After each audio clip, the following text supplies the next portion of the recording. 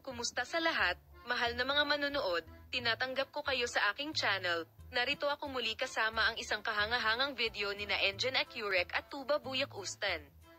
Sa kamakailang produksyon ng Engin Akyurek, isa sa mga sikat na pangalan ng mundo ng telebisyon sa Turkey, ilang malupit na pahayag ang ginawa tungkol sa ina ni Tuba Buyak Ustan. Ang insidenteng ito, na ikinagulat ng mundo ng magazine, ay nauna nang ipahayag ni Akyurek ang kanyang kakulangan sa ginhawa sa loob ng mahabang panahon. Sa kanyang mga pahayag sa press conference, sinabi ni Engin Akyurek na hindi sila pinabayaan ng ina ni Tuba Buyak Ustan at palagi silang iniistorbo. Ipinahayag ng sikat na aktor na nagreklamo siya sa sobrang pakikialam ng kanyang ina. "Huwag mo na kaming i-pressure, hayaan mo na kami," sabi niya. "Hindi kami Akyureksis na mga bata, gusto naming mamuhay ng aming sariling buhay." Malinaw niyang ipinahayag ang kanyang damdamin sa kanyang mga salita. Ang mga pahayag na ito, na may mas malaking epekto sa mundo ng magazine, ay isa sa mga paksang matagal ng pinag-usisa ng media at mga tagahanga. Kahit na ang taos-pusong pag-amin ng puso ng kabayo ay nagulat sa maraming tao, wala pang tugon na natanggap mula kay Tuba Buyak Ustan sa paksa.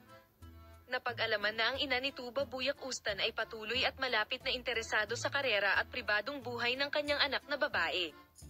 Gayunpaman, ipinakita ng mga pahayag ni Engin Akyurek ang lalim ng isyu at kung gaano kabalisa si Akyurek sa sitwasyong ito. Sa mga pahayag ni Akyurek, nagsimula ang isang bagong talakayan sa agenda ng magazine. Bagamat nakita ng ilan na taos-puso ang mga pahayag ni Akyurek, inilarawan ng iba ang sitwasyong ito bilang isang labis na reaksyon. Gayunpaman, sa pangkalahatan, kapansin-pansin na ang isa sa mga tanyag na pangalan ng Turkish na telebisyon ay malinaw na nagpahayag ng kanyang damdamin. Sa kabilang banda, sabik na hinihintay kung anong hakbang ang gagawin ni Tuba Buyak Ustan at ng kanyang ina sa bagay na ito. Ang katotohanan na ang dakilang superior ay hindi pa gumagawa ng isang pahayag sa issue ay nagiging sanhi ng mga talakayan upang lumago pa.